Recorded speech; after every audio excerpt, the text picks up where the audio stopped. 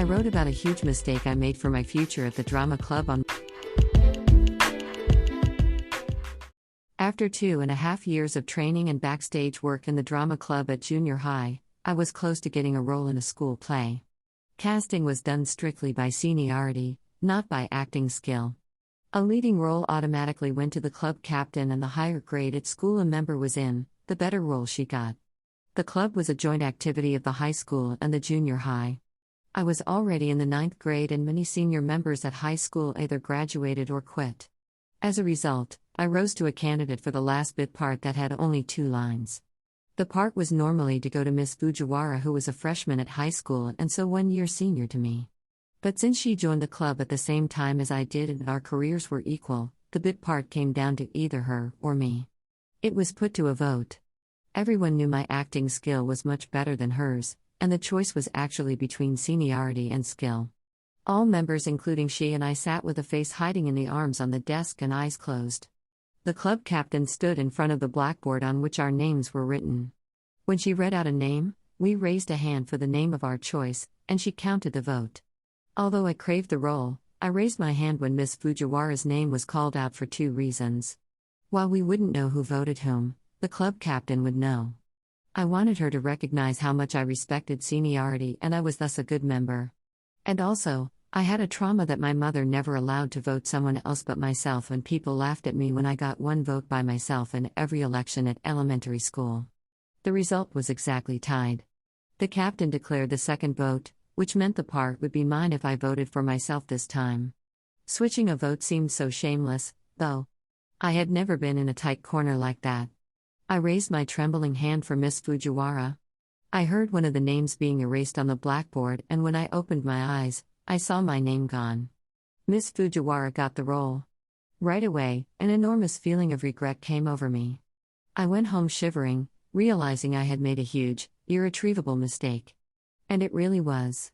From then on, she was acknowledged officially senior to me, and I was always left 1 step behind her. 1 year after that, she got a leading role and I was her sidekick. 2 years later, she became a club captain. If I had voted for myself, I would have been a captain. Instead, I quit. I couldn't stand to be a sidekick of her bad acting and her way of managing the club. I didn't quit for any hardship all those years, but I did for my mistake that still makes my heart throb today.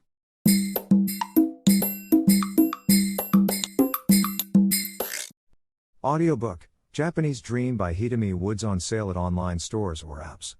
Apple, Audible, Google Play, Nook Audiobooks, 43 available distributors in total.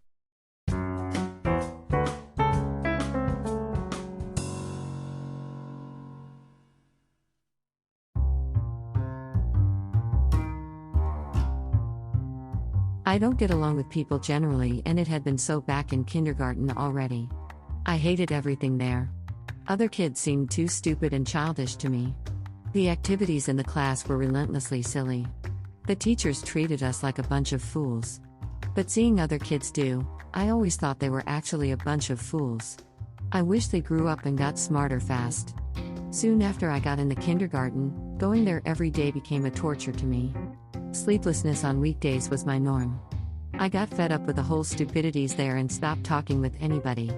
Some kids even believed that I was mute. They played outside at recess, but I had never joined them. I spent the recess alone in the classroom, rounding the clay into balls and rolling it into strings. I didn't make them to form something by them. Balls and strings were the finished products. When I used up the whole chunk of my clay, I reversed the balls and strings to a wad and started making them all over again. I spent 2 years just doing that every day while I was disgusted by other kids playing, jumping, and screaming outside childishly.